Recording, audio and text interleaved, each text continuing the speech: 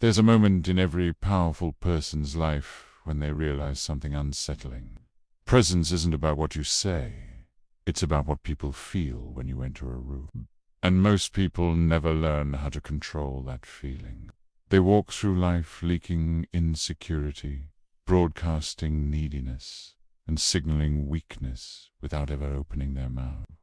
Today, I'm going to show you how to build a presence so controlled, so grounded, so psychologically dense, that people second-guess themselves before they ever second-guess you. Presence begins with one truth. Humans are threat-detecting animals. We scan for hierarchy, confidence, and danger before we scan for personality. Your presence is the emotional imprint you leave on someone's nervous system. And the reason most people feel invisible is because their presence is chaotic. Their energy is loud, reactive, and desperate.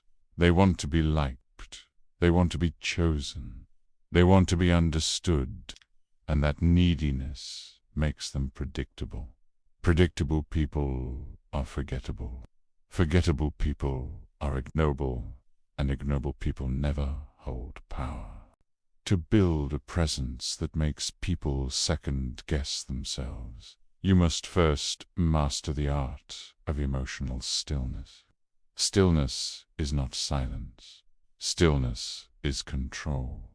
It's the ability to hold your internal state steady while everyone else leaks theirs.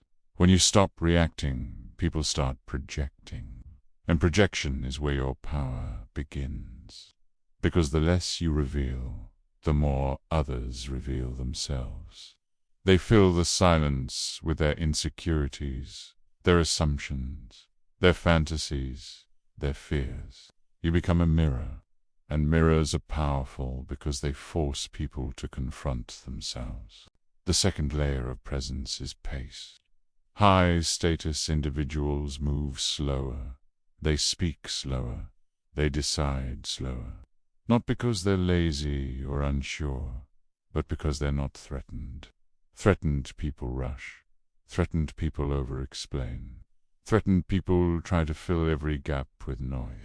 When you slow your pace, you signal that you're not in a hurry to prove anything. You're not competing for attention. You're not auditioning for approval. You're not performing. And that calmness makes people question their own urgency.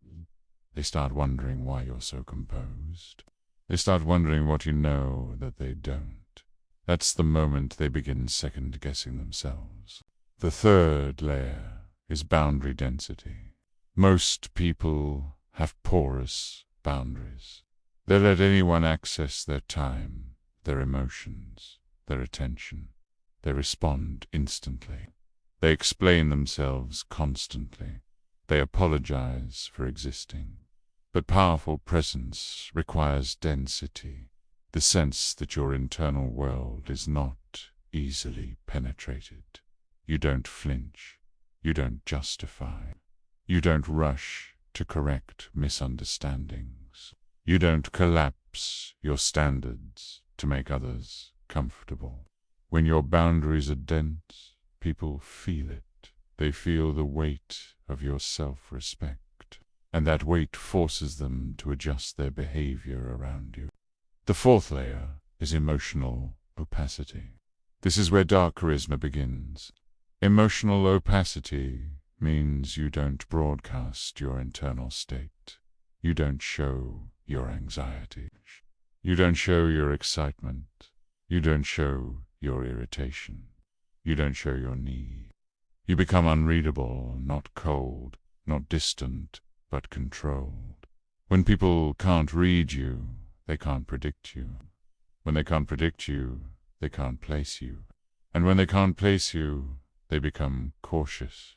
They start second-guessing their words, their tone, their assumptions. They become more careful with you than they are with others. That's presence. The fifth layer is psychological weight. This is the part most people never develop. Psychological weight is the sense that you've lived through things, that you've survived things, that you've seen the world without flinching. It's the quiet heaviness of someone who has been forged, not taught. People feel it before they understand it. They feel the gravity in your voice, the steadiness in your eye, the lack of performative emotion, the absence of insecurity. Psychological weight makes people treat you like someone who knows something they don't, someone who has access to deeper truths, someone who cannot be manipulated. The sixth layer is selective warmth. Warmth is powerful only when it's rare. When you're warm with everyone, your warmth means nothing.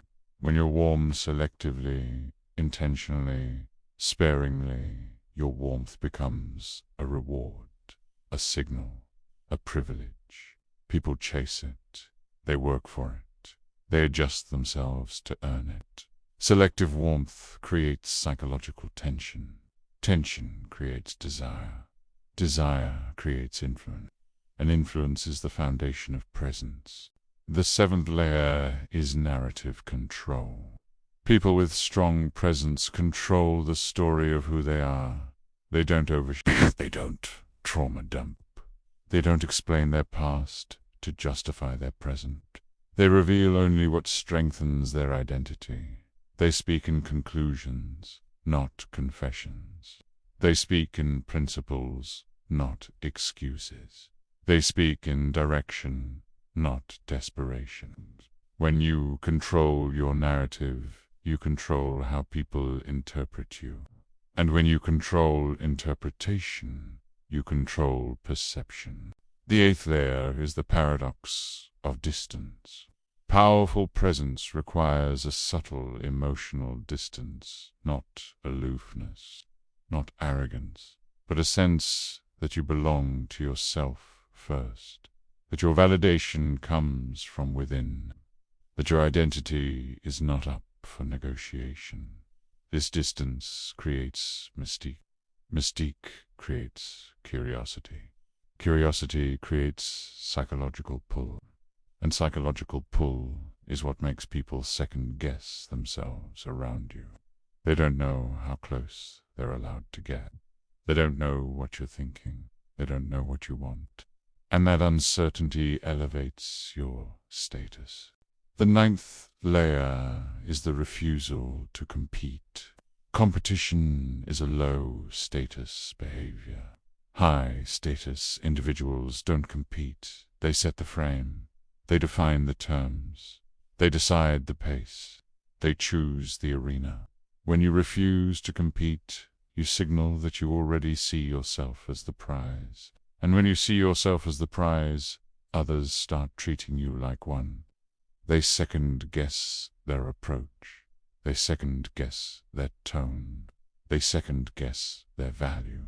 They second-guess whether they're even worthy of your attention. And finally, the 10th layer, the shadow.